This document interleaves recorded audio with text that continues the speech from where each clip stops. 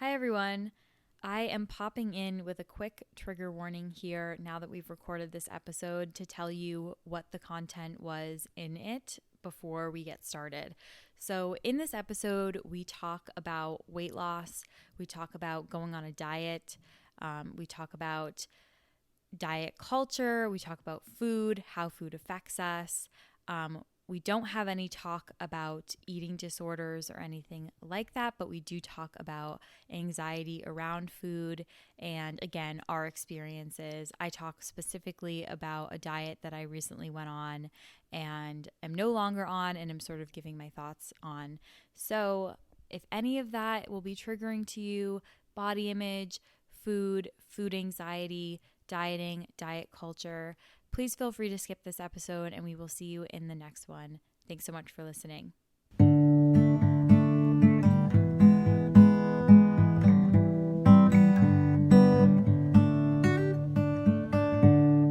Hi, everyone. Welcome back to the Apartment 6 podcast. I'm Jess. And I'm Marissa. And today we're going to jump right into our roses and thorns, and then we'll chat with you about today's topic. Cool. Marissa, what is your thorn today? Or this week, rather? Honestly, it is of today, and it's really just that I'm tired today. Very low-key, stupid thorn. Nothing bad happened this week, though. I felt fine this week. So that's good. I just feel tired. Same. That's all.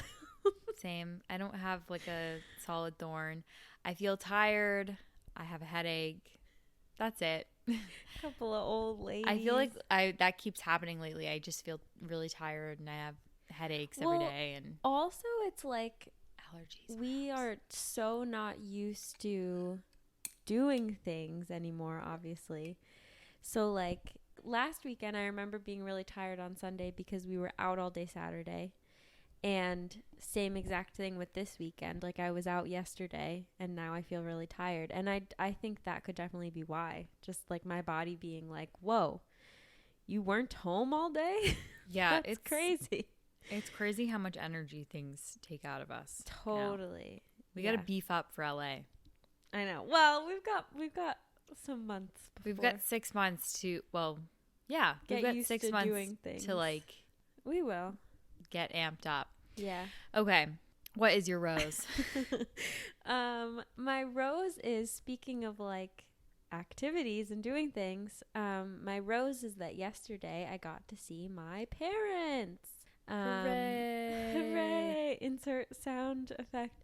Yeah, it was the longest time I think that I had gone without seeing them in person. And like I FaceTime my mom all the time, perhaps too often.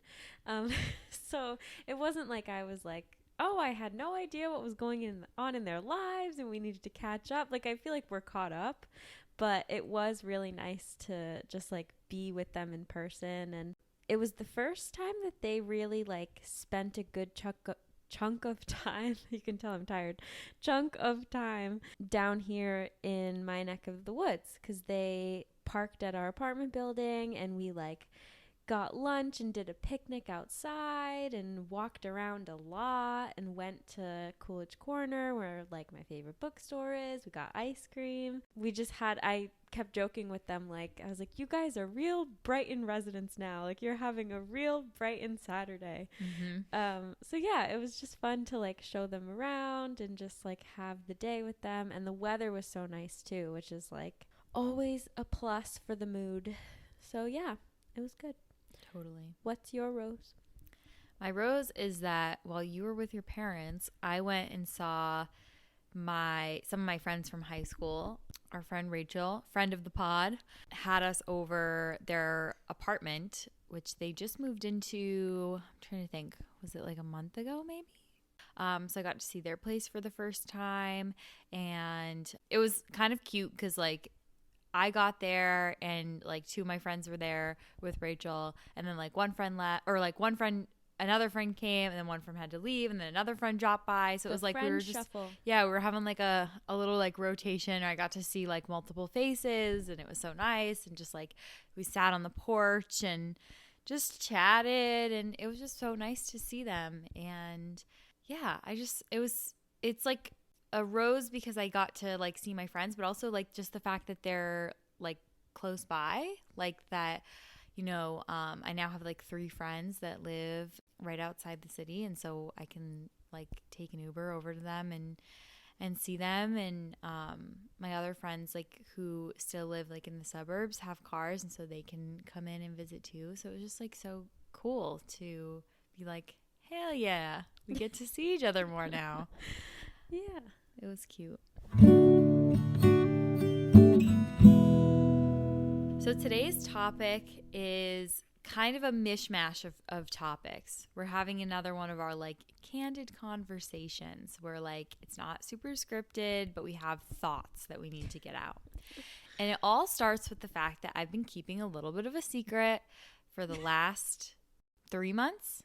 3 months. Since like literally like January, I think 26th. So I guess I'm weird with dates and I remember. So that secret is I was on the well-known diet called WW, or formerly known as Weight Watchers. And I only told a few friends and my parents because I think I felt ashamed. Not so much of the fact that I was like trying to lose weight, but I think like quite literally like Weight Watchers like gave like the name of it, which is why they rebranded it as WW. Yeah. But it's like it made me feel like almost like my weight was a problem. Yeah. Which is not necessarily how I felt about my own weight, but to say that I was on Weight Watchers made me feel like I was saying like there is a problem with me. Yeah, so I feel like we should hop back to the beginning, and I want to ask you, why did you start? Okay. So WW. I think that the reason why I started is kind of more complex than I have ever shared. So it started really because the first reason is I wanted to, and I guess kind of had to, lose a little bit of weight because my cholesterol was a little high at my last appointment. The best way to get that down was just to lose a little bit of weight because I had gained a little weight during quarantine. So my kind of thought was like, okay, or not just my thought, but like my doctor's thought was just like, if you just lose a little bit of weight, it'll probably go right back down with the weight because it doesn't seem like it's a diet problem. Meaning like I eat like a balanced diet. I don't eat foods that are high in cholesterol, but I had gained weight, and so my cholesterol went up with it. So I was doing it for that reason, like the health reason of it, that like I wanted to, like the next time I go see my doctor, have lost weight and be able to be like, I corrected this problem. Second, I have always had trouble with my body image and have always felt like I need to lose a little bit of weight. I'm putting that in quotes. Mm-hmm. I've always, like literally since I was probably in like 3rd grade, have thought to myself, I need to lose weight. Same here, yeah. And I think like throughout like middle school, high school, it was always like, I should just lose like 10 pounds. You really shouldn't lose weight when you're literally growing. I don't think, but unless a doctor tells you to, I guess. And no one was telling me to do that, but I was always a little overweight. And I've had my doctor tell me, you're never going to be not overweight. Like I'm definitely never going to be underweight, but I probably won't be perfect weight for my height and age, because he was like, you're bigger boned and just like your trajectory, like you have always been at least slightly overweight, and that's just like how you've grown. So like he was like, he kind of gave me a range where he was like, I'd love to see you here. But he's also told me before, like, I think you look healthy at this weight that you're at now. Not the weight that I was when I went this past summer. And he was like, your cholesterol's a little high. You've gained a little bit of weight in the last year. He was like, literally just like what you were like the summer before that, which was probably like 6 pounds lighter. He was like, I think you look really healthy at this weight. I think this is totally fine. I don't care that it's technically overweight, whatever. So I kind of have, but I've just always had this thought, like, I need to lose weight. I would be better if I lost weight. I would be prettier if I lost weight. I would be more desirable. I was literally that. You just like took the words out. More desirable if I lost weight. Yeah. I would feel better about myself if I lost weight. Like, so that all happened. Then getting really raw, this past winter was in a relationship where the other person, because of COVID and because of the way that our relationship was, he had never seen my body. Like, I mean, he had seen me in person, but like we were socially distanced dating, and I was supposed to finally see him in person. And I think it really, really messed with my head. For the first time in my life, like I actually was like, I feel like I need to lose weight because of a guy. And it wasn't anything he was saying or doing. Like, it's totally not his fault. But I am so used to, like, when I'm dating someone, they're seeing you in person, and then like if they're attracted to you, they're attracted to you, and things are just kind of leading up, and then, you know, they see you with your clothes off and it's fine and whatever. But this was the first time that I was like, oh, like he's already like invested in me, like personality wise, so I have to then measure up to that in measurements. And that caused me a lot of anxiety, and I just knew that like I wasn't eating the best. Like I went home to my mom's for the holidays, and we made a lot of this like snack mix that she was making, and we were eating a lot of that while like watching late night TV. We were, you know, baking cookies all the time, like, and I just felt like I was consuming a lot more, and I felt like, oh my god, I was like panicked by it. I was like, oh my god, I'm consuming more than I have in the last few months, so I'm probably gonna gain weight, and then I'm gonna see him. Yeah, here's the hardest hitting question, I feel like. Do you think you would have felt that way? Because you had the doctor's appointment before that point where they told you it would be good if you lost some weight. Do you think you would have felt like that over Christmas, eating the way you were and whatever, with the appointment alone? Or would that not have crossed your mind without having the guy? I think I would have felt that way regardless of the appointment, because I actually did like lose that weight after the appointment a little. Like, I think I lost like naturally like a few pounds. So I kind of like, I knew that I wasn't necessarily in the same place that I was when I had the doctor's appointment. So I wasn't necessarily being like, oh my gosh, I am not only am I not losing weight, but I'm gaining weight, because I did lose it. I was just kind of like, oh my god, I'm going to immediately gain that weight, whatever.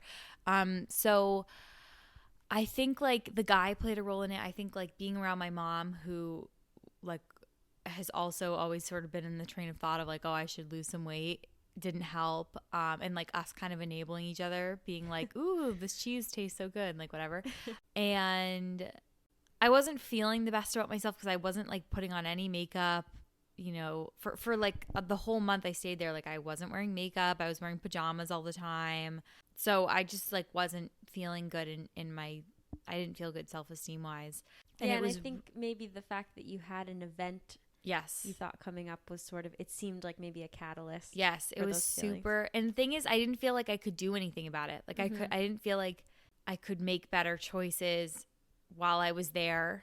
And I didn't feel like I could really work out, or like I didn't feel like I was like, I felt like I needed to do something to change my body, but I didn't feel like I actually could. Well, and I felt just perpetually anxious about it. Yeah. And I feel like that tends to be the toughest part with like trying to lose weight, because it's like nothing you do at first will show you results. Right. So it's not like you were like, I don't know, this is a stupid example, but it's not like you were like, oh, I don't like my hair long, let me cut it. And then you can plan the appointment, and you know that when you cut it, your problem will be solved. And right. That's the result, and you get it right away.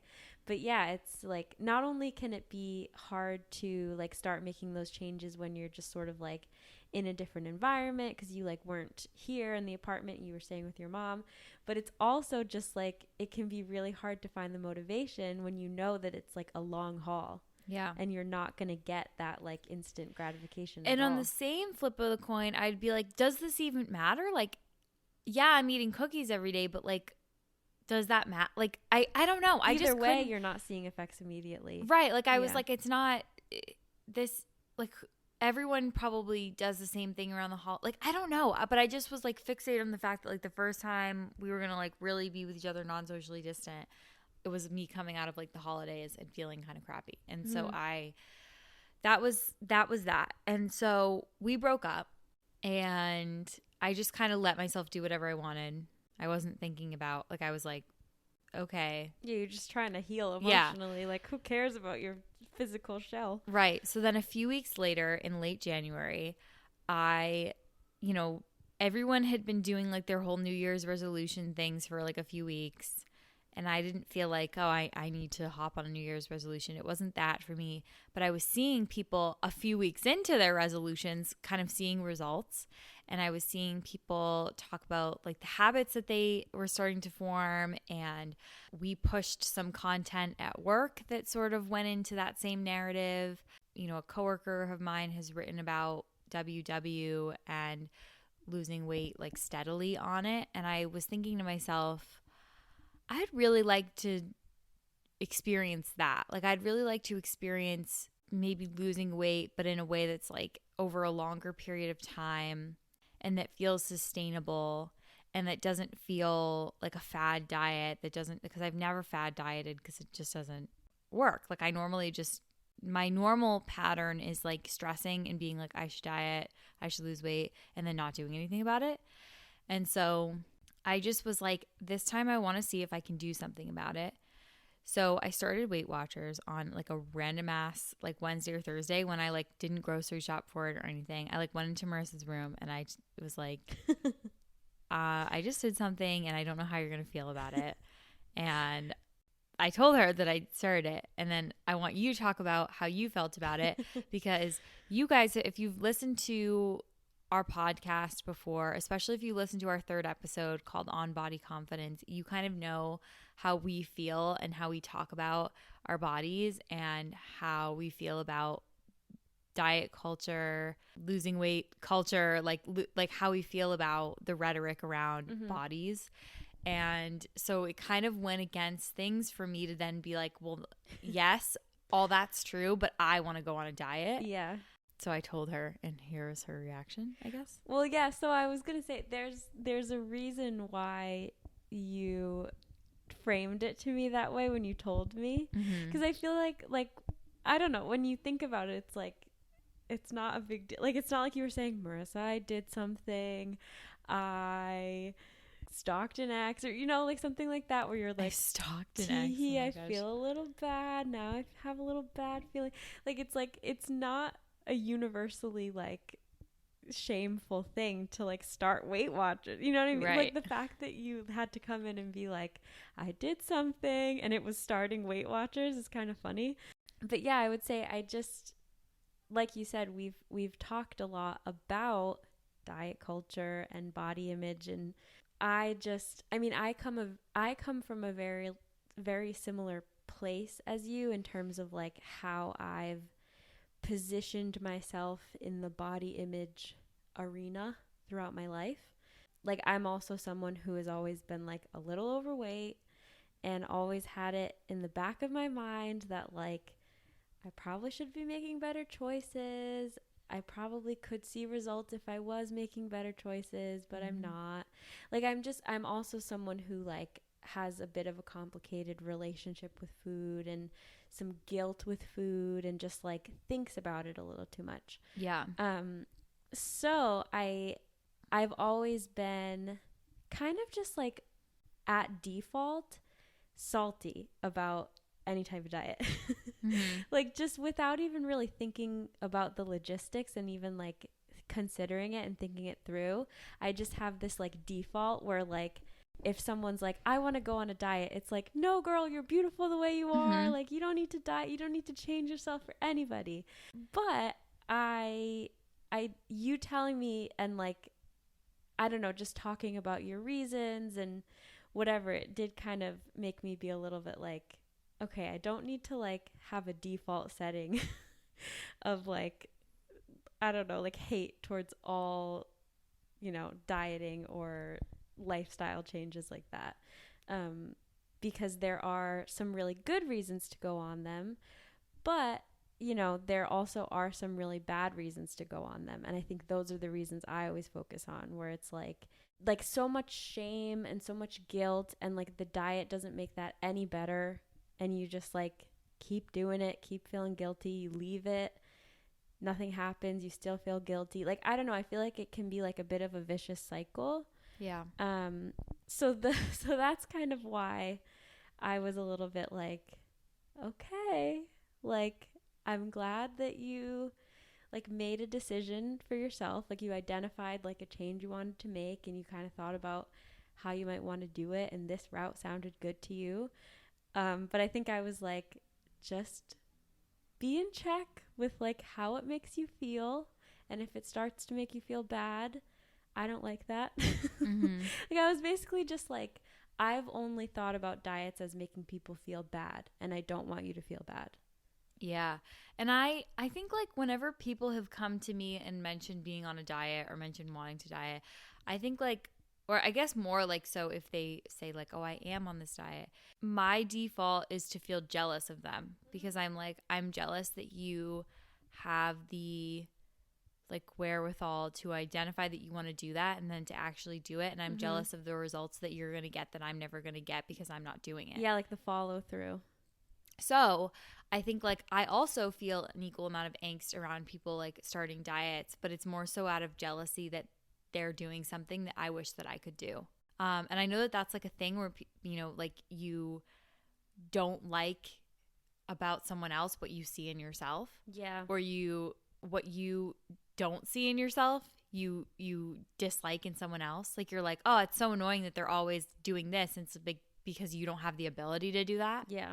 And so I'm aware of that, but I think that that's what made me feel so good about doing it, is that I felt like someone who I was like trying to like play the role of someone who was able to sustain a diet and someone who was committed to losing weight long term. And the reason I'm talking about this now is because this past week I discontinued my use of the Weight Watchers diet. I don't want to say I quit, because even though I did, like that's I guess technically what I did. Quit this app. Like yeah. I canceled my membership. Yeah. I don't feel like I'm quitting on myself, so I don't, because I didn't need to be on Weight Watchers. I wasn't told like, girl, if you don't.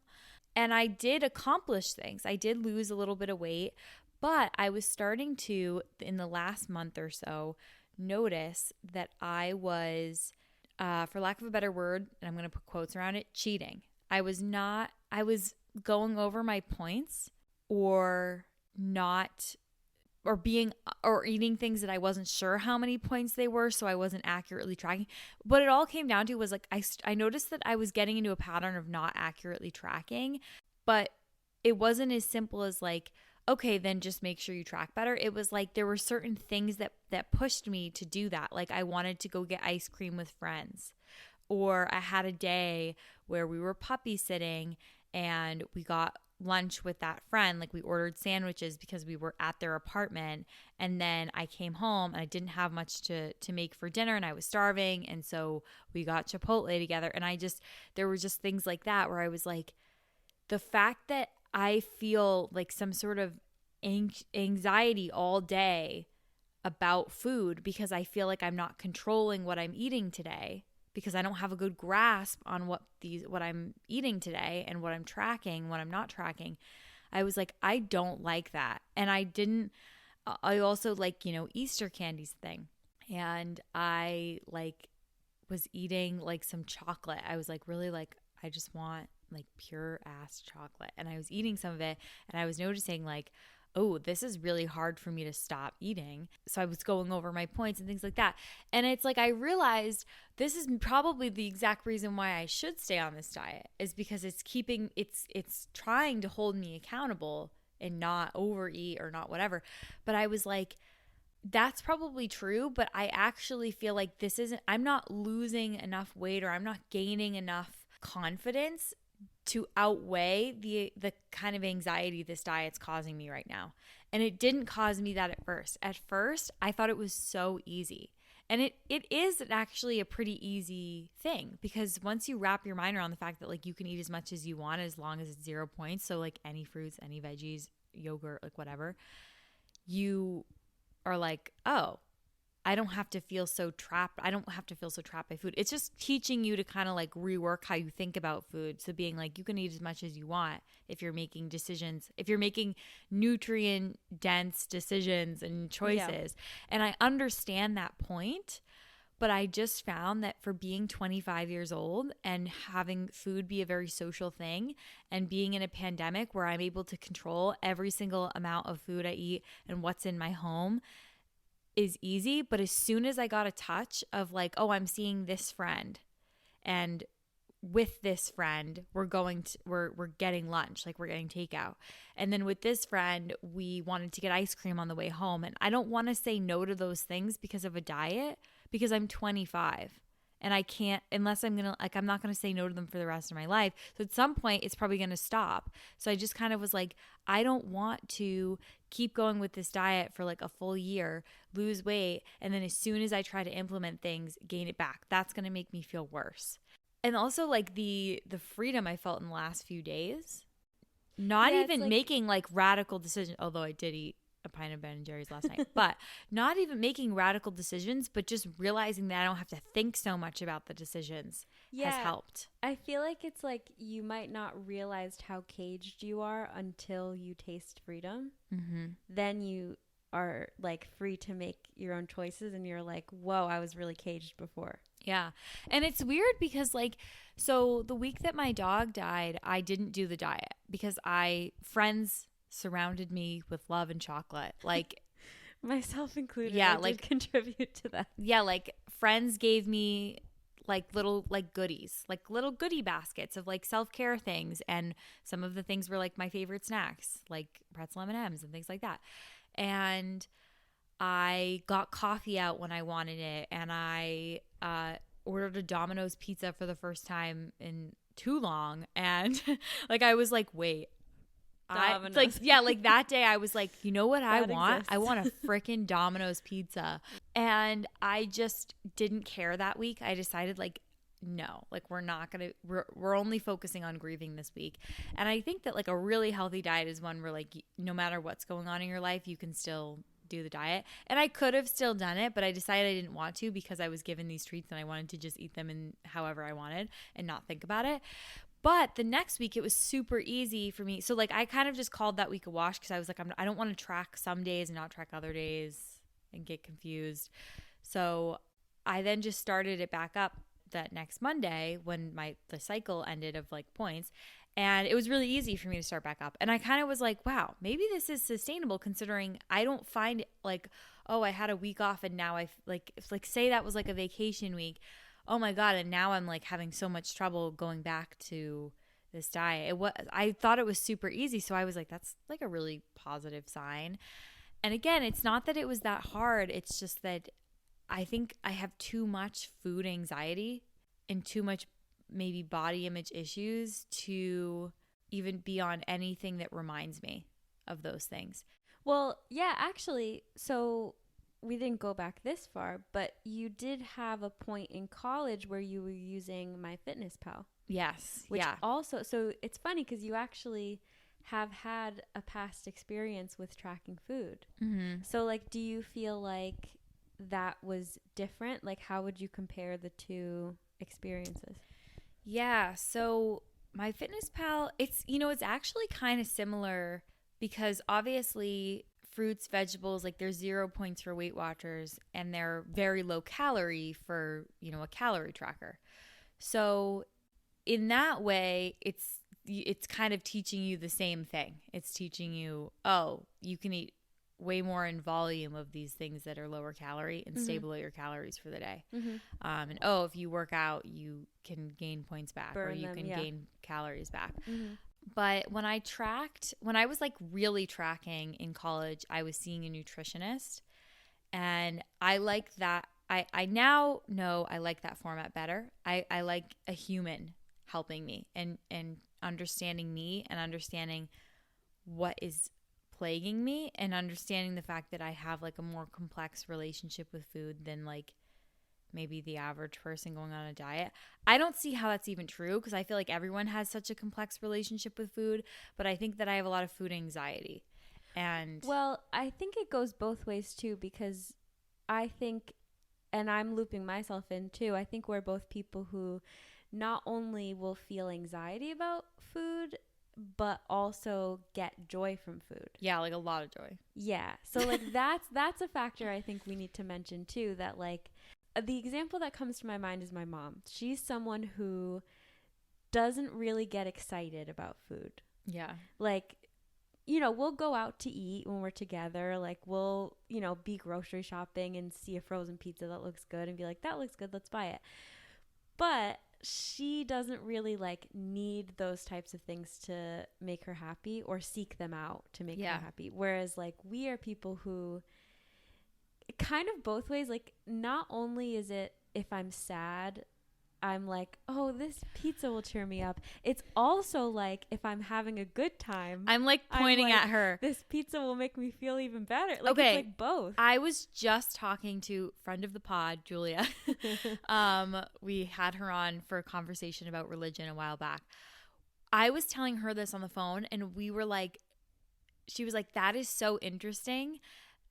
I was saying to her, if I have a bad day, right, I'm like gonna soothe myself with food. Like I'm gonna be like, you deserve. It's not just about soothing. Like, oh, this would taste good on a day where everything else has been so not good. Yeah. It's not about even just like this would make today better. It's you deserve this because you went through something. And when something good happens, it's you deserve this because you just got a raise. Yeah. Or you deserve this because you worked hard this week. Or you deserve this because you walked so many miles today. Right. And so it's not even about this would make this that much better or this would make this this could turn this around. It's no, you deserve it. Yeah. And then I look for reasons for me to deserve something.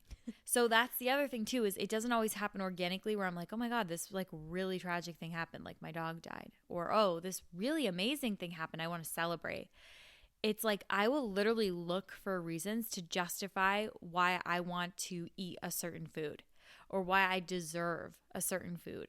And that's problematic. Yes. And that is what Marissa and I have talked time and time again about. Oh, it shouldn't be like that. It shouldn't be like that. But we still think like that. Like we'll still be like, hey girl, it's Friday. Does that mean that we should maybe? Literally this week, I said this to you. I was like, it was Thursday. This is an example. It was Thursday. I had plans to FaceTime a friend on Friday night and see my parents yesterday, Saturday. Normally like a Friday or Saturday are the days that we might do takeout. So I was like, I want to get takeout today, Thursday, because I already have fun things going on Friday and Saturday. So I don't need the takeout to be the fun thing. So let me make Thursday fun and get takeout. Yeah, it's like so much meaning applied to food. Yeah, like I literally feel like I should go to like a food therapist because of how much meaning and worth and whatnot that I assign to what I put inside my body. It is crazy. And my mom is like different from the way that you say like, oh, my mom is different from me, which is why I feel kind of like, my mom is the same way as me, which is difficult in its own way because we will enable each other. Like, I don't think she assigns all this worth to food in the way that I do, but like we both laugh about like, oh, we don't eat to live, we live to eat. And we like love food. And then we also simultaneously will stand in front of a mirror and like pick apart our bodies. And I think like my mom gets really mad when I like blame some of my like body confidence issues on her. But she doesn't listen to this podcast, and it's true. Like listening to her talk negatively about her body. Yeah. Even though she never says anything negative about mine, still affects me because it still gets me thinking in that train of thought. And it also still gets me comparing myself to her. And we talked about this in On Body Confidence. When she was, you know, my like size jeans, I remember her being like, oh, I feel like I'm so like fat, or oh, I feel like I need to lose some weight. And now I wear that same size jean and I'm like, oh, so I guess I'm supposed to feel, but like what's weird, like I don't see myself as being like fat. Right. Like I don't see myself that way. I know that I'm overweight, but I don't see myself as being like fat. But then I'm like, wait, but do What other does it people even see mean? that as Yeah. me then? Like, and then I'm like, Yeah. wait, why does that bother me? Like, why do I, like, why does So that, would that even complicated. bother me so much? Like, Yeah. what is so bad about like having extra weight on you? Like, oh my gosh. That is the way we are programmed to think by Hollywood, society, all these different Fashion elements of trends. media. Yeah, fashion, music videos, like everything we consume media wise is the reason we feel that way. The male gaze. Yeah. Yeah, I think like being two people who are also dating men, we look at men and we're like, they naturally, for the most part, grow kind of like flatter, slimmer, and we're like, oh, will they enjoy the fact that we're not that way? Like, will they like appreciate the fact that like we are like curvier? Will they appreciate the fact that like we do like to eat? Like, we're Yeah, like, because we're taught that there's a very specific body type on women that straight men like. right. And if you're not that body type, which we're not, it makes you think that you're not desirable. Yeah, and you're like, what if I'm bigger than my partner? Which And goes, what if it's literally the reason that you were having these like toxic thoughts about seeing your ex. yeah. It's like, that is why. That is the exact reason why. Yeah. But yeah, for me with my mom, I know I probably said some of this on our body confidence episode too, but for me, it's like I compare myself to my mom in what she doesn't eat. Right. Like the portions that she will have that fill her. And she's like, I'm so full. And I'm like, oh, that didn't fill me up. This is exhausting, isn't it? Like, talking about all this is so exhausting. I know. It's like, I'm so like aware of my stomach. Yeah. Not like looks wise, but I'm just like, I'm like in my stomach as I'm talking, if that makes sense. Like I'm like feeling it. Like I'm like, Yeah. what did I eat today and how is it digesting in my stomach currently?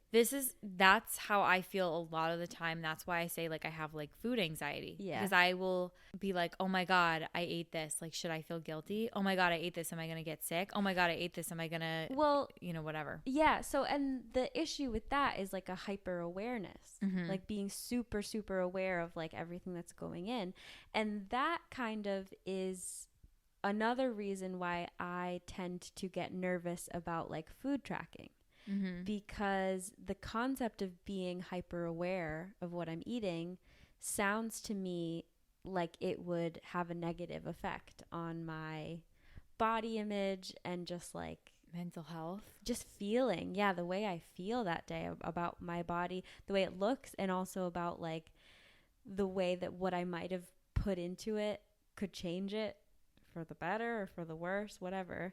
Yeah, so I think that's why I asked you about like your previous experience with food tracking, because I'm just wondering, like, are you figuring out that maybe in general that method of like needing to track things isn't for you, or do you feel like you would maybe do it again under different circumstances? Like, are you like, okay, I don't like to track my food now?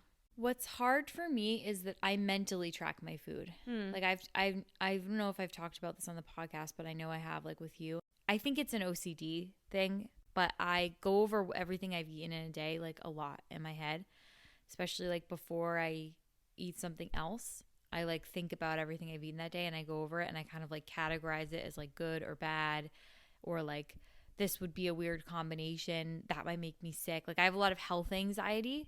Like I have a lot of like hang-ups about like throwing up, fainting, things like that. And food plays into both of those, especially throwing up, but also like fainting. Did I eat enough? Or did I eat enough things that would keep me from feeling too tired or too like faint out and about and things like that? And so it's like putting it in an app is only making it more real, but I'm already doing it in my head. Like I can't think of a time where like I just ate food and didn't think about, like I just like ate what was in front, like what I was in front of me, or what right.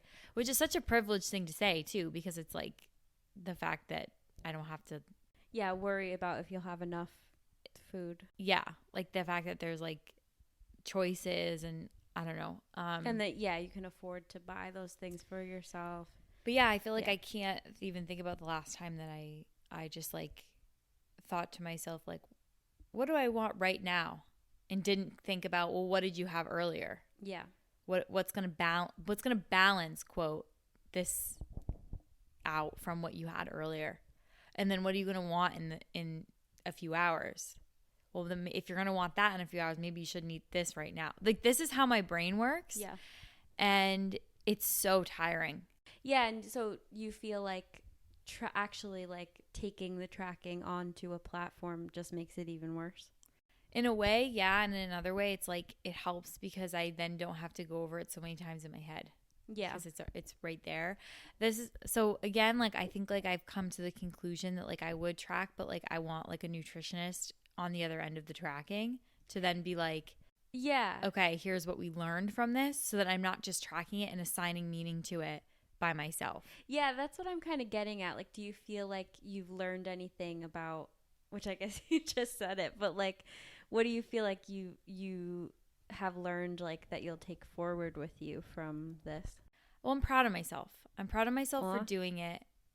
And the only reason I'm talking about this now is because I'm no longer doing it. I was literally ashamed to talk about it. Like, I didn't tell most friends.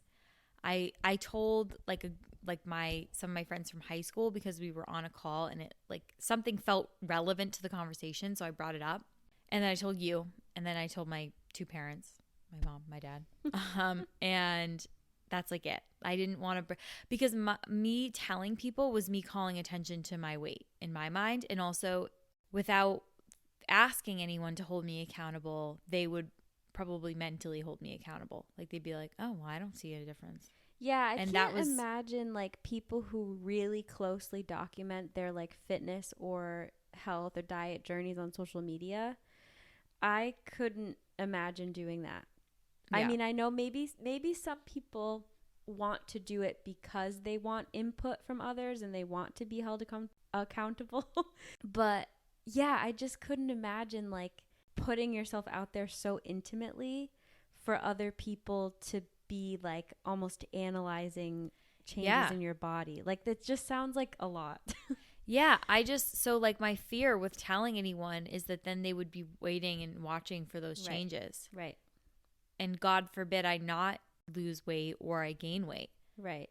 Or even, and I mean, this is harking back to our body confidence episode too, but you could even lose it, but it could really take a toll on your mental health. Right. And then I get complimented on it. Exactly. Then people would see you're losing weight and be like, oh my God, you go, girl. On the inside, you're like really, really struggling, but no one knows that. Right. That's why it's like important not to even like ask people about it. But it's like, I feel like I really wanted to, like Marissa was like, do you want to talk about this on the podcast? Like this was like back when I like started it. And even just like throughout it, because it's an interesting conversation, right? And we've had several conversations about me being on this diet. And I've like told you, like, let me know if you ever don't want to talk about it because I know it can be triggering, things like that. But you've said, like, you've encouraged me, like, you shouldn't feel ashamed about it. You know, if you want to talk about it on the podcast, we can, things like that. And because I stopped doing it this week, I now feel like I want to talk about it because I feel like, okay, I've opened and closed that door. And like, it does not to say that I'll never do Weight Watchers again, or I'll never do a diet again, or I'll never try to lose weight again. It's not that. It's just that I've closed the door on like this very specific, like 3 months that I was actively doing this kind of program. And that I was also healing from a breakup, healing from some grief with my dog, and was like emotionally just like not in the best place the last few months, and was trying to actively work on things that I thought would help me feel better, like starting therapy and starting a diet. I actually like started both the same week and started reading and all these things. Like I tried to actively really make some changes that would make me feel good. And they did. Those things, like all of them did. All of them helped. Mm-hmm. But now I'm letting go of one because it no longer serves you. It no longer serves me right now. And I want to just be happy and like focus on the world opening up, and I want to open up with it. And I feel like this diet is keeping me kind of closed off. It's giving me anxiety about, well, when I go into that social setting, are they going to want to do this? And am I going to have to say no to this? Or should I say no? Because I don't want to be too restrictive, because I don't want to become, and it's just, I don't want that on my mind when this is like supposed to be a really happy time. Mm-hmm. And I'm not in that relationship anymore. And so anyone that meets me from now on, like, it's not going to be like weird, non-socially distant, like whatever. Like, and I just think that I'm going to kind of gain my power back about my body and feeling like sexy in my body in that context without the stressor of being like, well, they haven't seen it yet. And like things are going to go back the way, like I never felt like that around a guy. And I think part of that's because the first boyfriend I had made me feel very secure in my body, and I have never then had to feel insecure in my body in like the context of like sex or a relationship since. And this relationship really made me feel that. Again, no fault of that person, but just the circumstances and sort of the mindset that I was in personally. And now I feel like I'm starting to date again, and I don't need to carry those self hating or self-loathing The baggage things of that, yeah. into that or into this new relationship, or well, there is no new relationship, but into these new, like swiftly. into these new dating things. Yeah. And then I feel like I can try to kind of take some of the things I learned about Weight Watchers and about how I feel when I eat certain foods, and like I'm not necessarily now going to be like everything's cool, like I'm not trying to lose weight, like I'm not trying to immediately go back to how I was and gain weight either. Right. So it's just like I'm still trying to be mindful about what I put in my body, but without restrictions on it. Yeah, what I've learned, That was a lot. No, what I've learned through like watching you this year and just like being an observer of like diet culture all my life as someone who is kind of a target for it, based on being a little overweight. What I always keep learning is that, and this is like duh, but sustainability is the most important factor. Yeah. Like whatever change in life you're making, in order to sustain whatever positive changes it's making in your life, you have to be able to sustain the action. Yeah.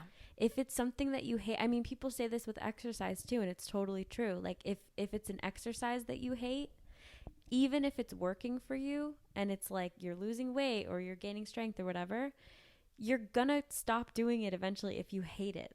Yeah. But if you find something you love to do, or with food, you find choices that you actually like to make and that don't feel like sacrifices, then they will sustain you.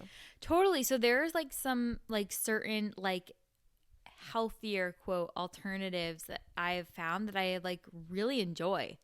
Like, and that's the best. Like that's a good thing. Yeah. Like I've like found certain like snacks or whatever that I'm like, wait a second. And it's not a sacrifice. It's not like you're like, oh, I guess I'll have this instead. Yeah, it's like I found them because I was looking for alternatives, but I actually really enjoy them. And yeah, I like there are definitely things that like eating wise that I've gotten from this that I'm really grateful for. And it actually was a really exciting thing for me, like cooking wise. Like it got me cooking some new things and just like thinking differently and more like creatively about my food. Like I really genuinely enjoyed the diet, I would say, like for the first couple of months. So I feel like I've said a lot, and I've said a lot that maybe makes sense to you, the listener. I know it makes sense to you Marissa, because you just like are already in my brain. Here. But I feel like I've said a lot, like how my relationship at the time affected it, how my history with dieting and weight affected it, how like I feel like there's just been a lot of stuff that I've like thrown out here. But I guess what I want to say to kind of clinch things is that I am really, really grateful for people in my life that knew I was doing this and that didn't make me feel one way or the other about it. So like you and like my mom knew I was doing it, and when I started, she was so happy for me, and she was like, that's so great that like you're doing something that I am not doing. Like you're seeing something you want to change and you're actually doing something about it, and that's really great. And then when I told her, I think I kind of want to quit this, she was like, oh, how come? And I told her sort of like an abridged version, oh, I don't really feel like I'm getting as much out of it as I once was, and I think it's causing me more stress than good at this point. Like I've lost a few pounds, but I'm not really losing anymore, and that's because of choices that I'm making, and I feel like I'm making those choices because this isn't feeling sustainable anymore and things like that. And her reaction was literally just like, great, then don't waste your money on it.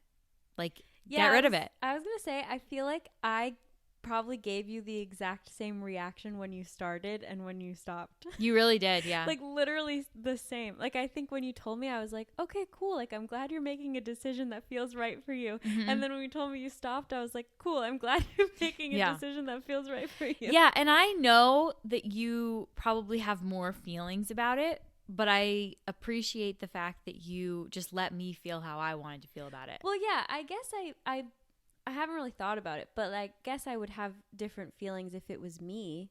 But like it's you, and like I just feel like as your friend, as long as you're making decisions that again feel right to you, then that's like the best I can hope for you as a friend, is that you're like comfortable with your decisions.